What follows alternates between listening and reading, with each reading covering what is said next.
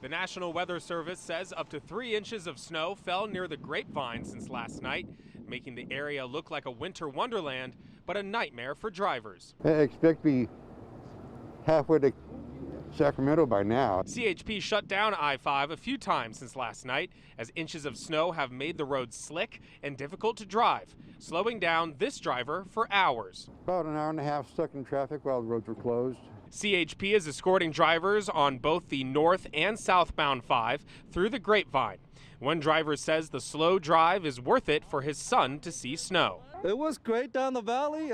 We decided to come up here to check out the snow, and we got the Grapevine. It got slowed down because CHP was in front of us. They control the traffic, so we felt safe. The speed was adequate for the weather. And we're here at this exit just to see snow. His first time ever seen snow. More experienced snow drivers are warning others to slow down if roads get too icy. Up until we got in the pass, it was fine, but now, the snow flurries are starting to stick, and that sticking is causing people to panic. So the CHP is kind of taken over and started slowing down traffic and just causing us to just kind of be escorted. Even if the kids can't wait to see the snow. And she wants to get out and play in the snow so badly. So bad. She's like, roll down the windows. No, baby, no.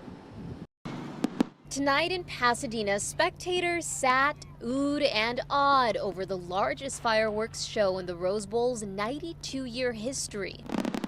Whoa! The bright lights may have been too loud, yet spectacular for some. Sometimes I see waterfall fireworks, and I think the rainbow ones are very pretty. Inside, a tribute to Martin Luther King Jr. under this year's theme, Let Freedom Ring. It was a beautiful show. You could tell that the sign was really thought out and well presented, and I really loved it. For many, watching the more than 20-minute show is a tradition. We've been going here since he was born. He's 13 now. I've lived here for 20, but just started coming here 4 years ago and haven't stopped coming because they're the best. And for some kids being kids, the best part is quite simple. The best part is meeting new friends, hanging out with my family, and enjoying the nice food. Today, families, friends, and strangers coming together to celebrate the country's independence. Happy 4th of July! It makes me proud. Yeah, it warms my heart. It does that for me, just proud to be an American.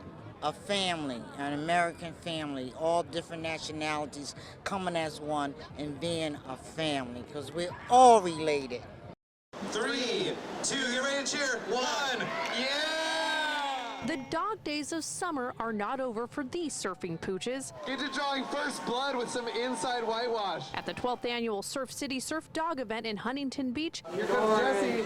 Dozens of canines and their humans hit the waves. I've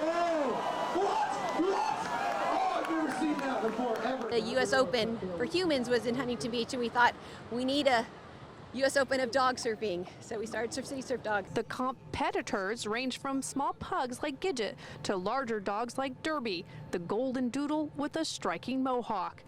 But we only have... And this is not their first time around the block. Most are seasoned surfers. We've been in this event, I think, 4 years now, and now that everything's back to normal here, we're going to have a great time here on the beach and meet all of our fans and put smiles on people's faces. A crowd gathered on the sand to cheer on the pups.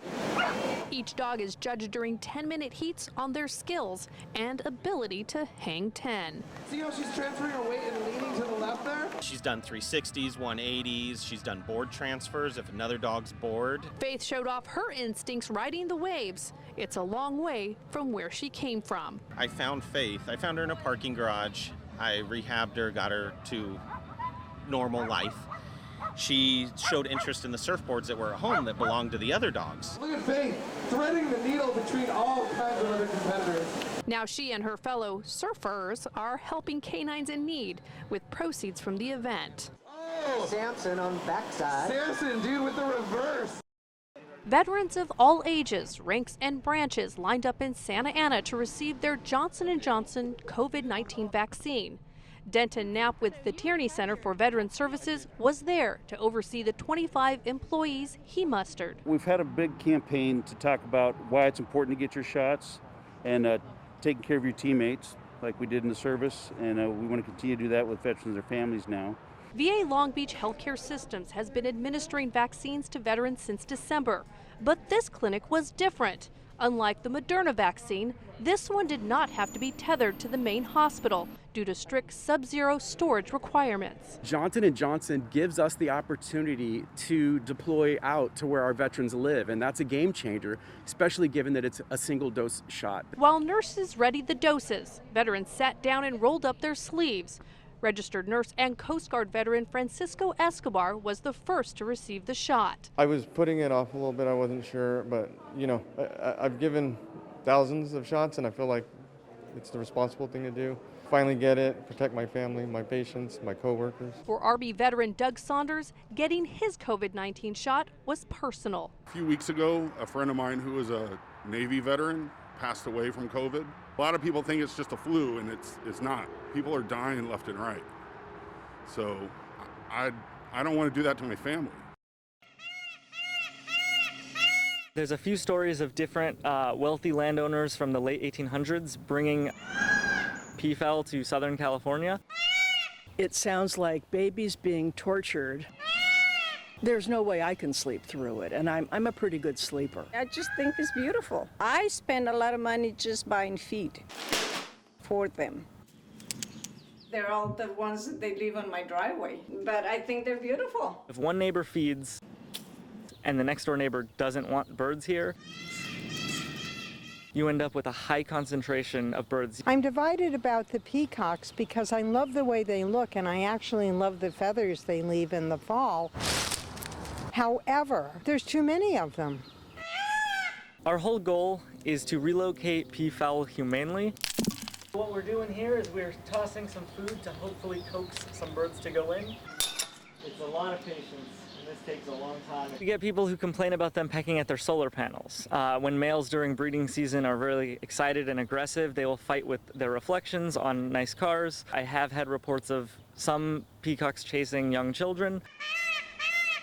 Our goal isn't to remove every last bird. It's not likely possible to do that, but just to keep it under control. Residents everywhere deserve the right to a relatively quiet community. People should just get used to it.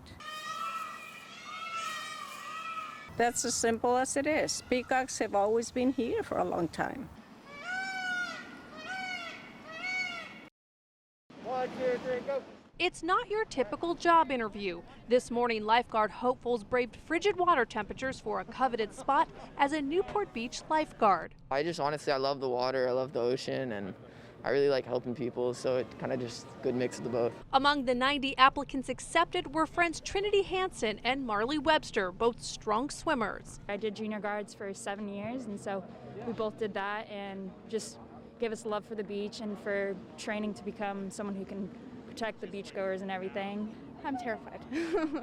Instead of the typical mad dash to start the race, participants were staggered in order to maintain social distancing due to COVID-19. 1, 2, 3, go. Every step of the way, there was family and friends to cheer them on as they began the first leg of the race, a 1,000-meter swim in the ocean. It's this portion of the competition where many focused their training on. I've been practicing at the beach by myself, get used to the cold water. Get after it! After completing the exhausting swim, there was a 1,000-meter run, swim, run, mimicking an ocean rescue. We want to make sure that not only do they have physical abilities, but they have the interpersonal skills, and we really emphasize having strong customer service skills. An ankle monitor timing each applicant's trial will determine who will move forward. Only 30 will be chosen. I didn't make it. Get the email saying, congrats, you did it, you can continue. Tonight, residents of Hollywood Heights could head out their front doors and not see the gridlock that normally clogs their tiny side streets on concert nights at the Hollywood Bowl. It's amazing. It was amazing to be able to just walk the streets, talk to my neighbors. We had our dogs out. For years, things were fine around here until navigation apps like Waze began sending drivers off the main thoroughfares and onto side streets. Now that Waze has sort of given people our secret entrances and exits, it adds at least a half hour. during these big events, we're really on lockdown. But tonight, as part of a pilot program, new road closures were put into effect. Access to or from Highland Avenue was closed to all traffic, including residents at Milner Road to the east and Camrose Drive to the west. The results were mixed. For anybody who lives here, I don't know, at least for me tonight, it was incredibly inconvenient. So you vote no on continuing? Totally, yeah, a big no. Opinion really seemed to be split between those who had to drive during the closure and those who did not, and sometimes those splits divided families. Allow us to have some kind of proof that we're the residents, that we live here, so that we can be able to leave at our convenience. This is an inconvenience, a huge inconvenience. And I know that some people were annoyed, like my sister, because, you know, she wanted to go out this one way, but the truth is we've got 2 other ways where you can get out, and it really, it changed the whole dynamic of the neighborhood. We'll work it out.